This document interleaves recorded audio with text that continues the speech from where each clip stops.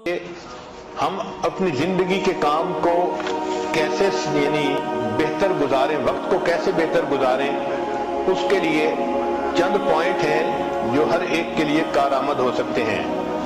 پہلی بات کہ اپنی نیند رات کے وقت میں پوری کر لیا کریں، پھر تہجد میں اٹھا کریں اور تہجد سے اپنے دن کی ابتدا کیا کریں۔ تہجد میں اللہ رب العزت کی طرف سے عنایات ہوتی ہیں۔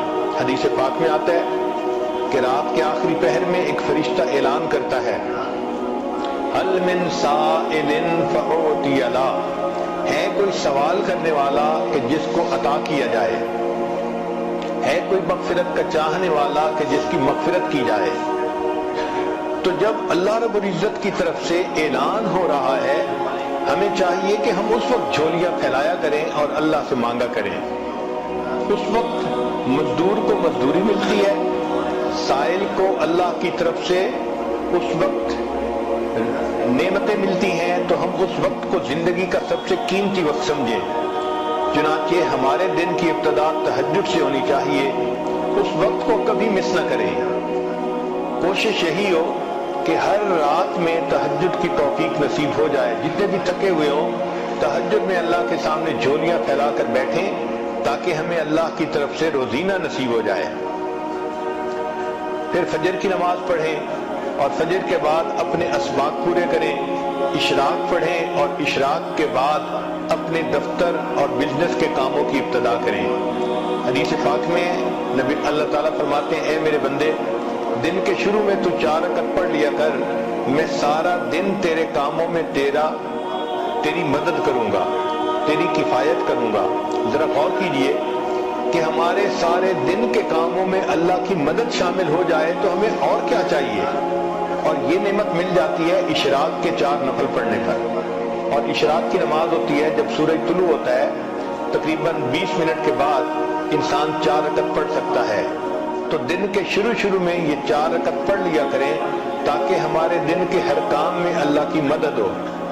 عورت ہمیشہ یہ چاہتی ہے کہ جی میرے کام میں میرا تعاون کرنے والا کوئی نہیں، میں اکیلی ہوں، میں گھر میں ایک ہی ہوں۔ بھائی آپ اللہ کو اپنا تعاون کرنے والا بنا لیجئے۔ دن میں اشراق کی نماز پڑھنے پہ اللہ تعالیٰ آپ کے کاموں میں آپ کے کفیل بن جائیں گے، آپ کی کفایت کریں گے۔ پھر دوسری بات یہ کہ ہم جو کام بھی کرنے لگیں تو اس کا جو اینڈ ریزلٹ ہے اس کو ہمیشہ ذہن میں رکھیں کہ ہم نے کس چیز کو اچیو کرنا ہے تاکہ ہم اس کام کو مکمل کر سکیں۔ ایک تیسرا پوائنٹ کہ جو اچھی عورتیں ہوتی ہیں وہ اپنے کام کو پریورٹائز کرتی ہیں، یعنی اس میں جو پریورٹی ہے وہ دیتی ہیں، اہم کام کون سا ہے، کس کو پہلے کرنا ہے۔ اگر ہم اہم کام کو پہلے کرنے کی بجائے بس اپنی ترتیب سے ہی ہر کام کرتے رہیں گے تو ہم کم کام کر پائیں گے۔ چنانچہ ایک ٹیچر تھی، اس نے اپنے شاگردوں کو پرائورٹی کے اوپر ایک اچھی مثال سے بات سمجھائی۔ اس نے ایک بالٹی لی اور اس بالٹی کے اندر اس نے اینٹیں رکھ دی اور بالٹی بھر دی۔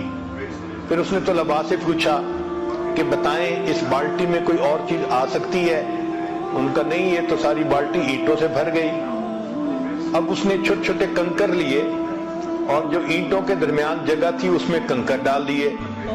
اس نے کہا دیکھو آپ تو کہہ رہے تھے کہ جگہ نہیں، اس میں تو اتنی جگہ تھی کہ کنکر بھی آ گئے، اب بتاؤ کوئی جگہ ہے؟ ان کا نہیں، اس میں تو اب کوئی بھی جگہ باقی نہیں۔ اس نے مٹی اور ریت اٹھائی اور ان کنکر کے درمیان جو چھوٹی چھوٹی جگہ تھی اس میں ریت ہی بھر دی اور کہا کہ دیکھو آپ تو کہتے تھے کہ کوئی جگہ نہیں، اس میں اتنی ساری ریت بھی آ گئی اسی بالٹی میں۔ پھر اس نے پوچھا بتاؤ اس میں اور جگہ ہے؟ تو طلباء نے کہا کہ نہیں، اب تو کوئی جگہ نہیں بچی۔ اس نے پانی کا جگ لیا اور اس بالٹی کے اندر ڈالا، چنانچہ اس پورا جگ اس پانی یعنی پورا پانی کا جگ بالٹی کے اندر آ گیا۔ اس نے کہا دیکھو ابھی اس میں اتنی جگہ باقی تھی۔ پھر اس نے کہا کہ اچھا بتاؤ کہ آپ نے کیا سیکھا؟ انہوں نے کہا کہ ہم نے یہ سیکھا کہ آپ اس میں جگہ بناتی ہی چلی گئیں۔ اس نے کہا نہیں، اس میں نے تمہیں یہ بات سکھانی تھی کہ پریورٹی اصل چیز ہوتی ہے۔ اگر میں اس بالٹی کو پانی سے پہلے بھر دیتی تو اس میں نہ اینٹیں آ سکتی تھی، نہ ریت آ سکتی تھی، نہ کنکر آ سکتے تھے۔ میں نے پہلے اینٹیں ڈالی پھر اس کے بعد کنکر ڈالے، پھر اس کے بعد ریت ڈالی، پھر پانی ڈالا، تو یہ ساری چیزیں آ گئی۔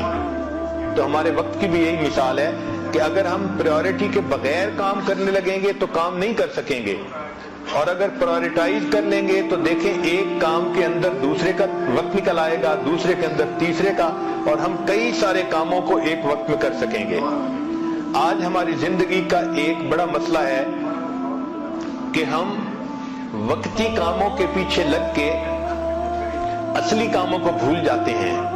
اصلی کاموں کو کہتے ہیں امپورٹنٹ ورک، اور وقتی کاموں کو کہتے ہیں ارجنٹ ورک۔ جس عورت کو دیکھو ارجنٹ ورک میں لگی ہوتی ہے، امپورٹنٹ کام کو بھول جاتی ہے۔ چنانچہ ہماری توجہ ساری کی ساری ارجنٹ کاموں پہ ہوتی ہے، اس لیے کہ وہ نظر آتے ہیں، اور جو امپورٹنٹ کام ہوتے ہیں وہ کئی دفعہ فوری نظر نہیں آتے۔ مثلاً اپنے مقصد کو سامنے رکھنا یہ امپورٹنٹ کام ہے، اور وقتی ضرورت کے پورا کرنا یہ ارجنٹ کام ہے۔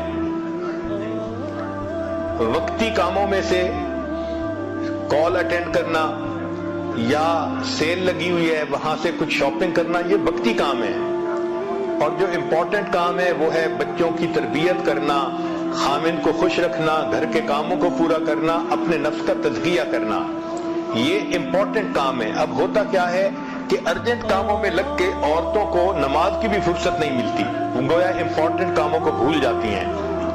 سکسیسفل پرسن وہ ہوتا ہے جو امپورٹنٹ کاموں کو یاد رکھتا ہے اور ان کو بھولتا نہیں۔